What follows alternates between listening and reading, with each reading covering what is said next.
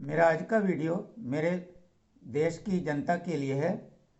जैसा कि भारत की जनता जानती है कि पिछले कई महीनों से पेट्रोल, डीजल और गैस की कीमतें भारत की वर्तमान बीजेपी सरकार लगातार बढ़ाती जा रही है। हम सभी भारतवासी जो कि महंगाई की मार से पहले ही परेशान हैं, पेट्रोल और डीजल की बढ़ती कीमतों से घबराए हुए हैं। जब पेट्रोल और डीजल की कीमतें बढ़ती हैं तो उसके कारण ट्रांसपोर्टेशन कॉस्ट बढ़ जाती है, और ट्रांसपोर्टेशन कॉस्ट के बढ़ने से बाकी सभी चीज़ों की कॉस्ट भी बढ़ जाती है।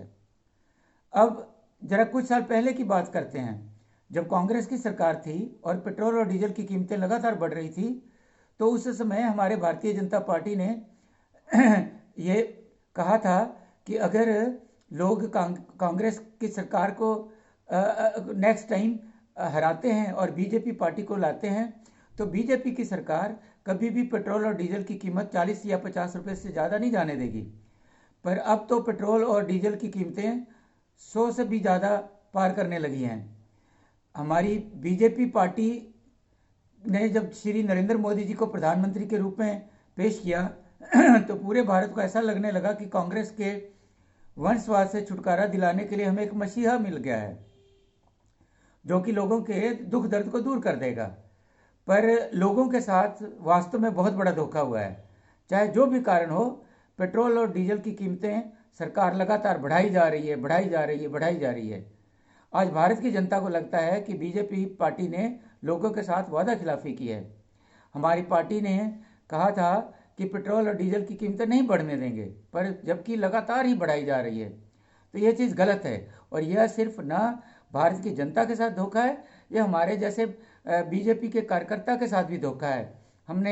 हम शुरू से ही बीजेपी के साथ हैं, और इस बार खास करके जब मोदी जी को लाया गया, मोदी जी को सामने पेश किया गया, तो हम घर घर जाकर लोगों को वास्ता दिया कि भाई ये वंशवाद की सरकार को हटाओ, और ये सरकार जो है मतलब कुछ तरीके का नहीं कर रही है, और इसलिए जो है बीजेपी की सरकार को लाओ।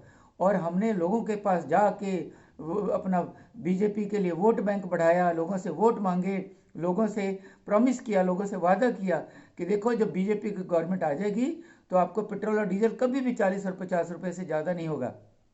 पर ये जो धोखा बीजेपी की पार्टी कर रही है, बीजेपी की सरकार कर रही है, ये सिर्फ ना भारत की जनता के साथ कर रही है, ये हमारे जैसे कार्यकर्ता के साथ भी कर रही है। हम अब अगले इलेक्शन में कौन से मुंह से लोगों के पास जाएंगे और कहेंगे कि आप हमारे साथ जुड़ो, आप बीजेपी पार्टी को वोट दो? तो ये गलत है।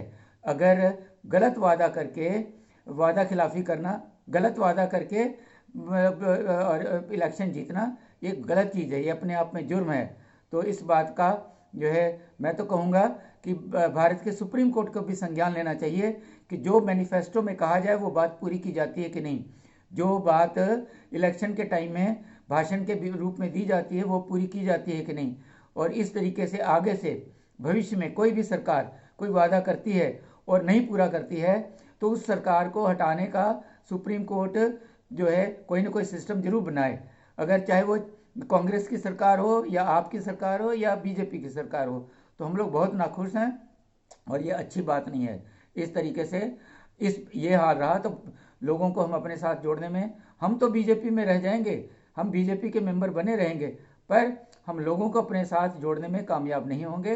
तो ये जो है अभी भी भारत की हमारी जनता पार्टी को, हमारे उच्च नेताओं को इस मामले में कुछ सोचना चाहिए, और इस तरीके से गलत वादा नहीं करना चाहिए या वादा खिलाफी नहीं करना चाहिए, और इस ओर जो है उनको जरूर सोचना चाहिए, और पेट्रोल की कीमतें घटानी चाहिए।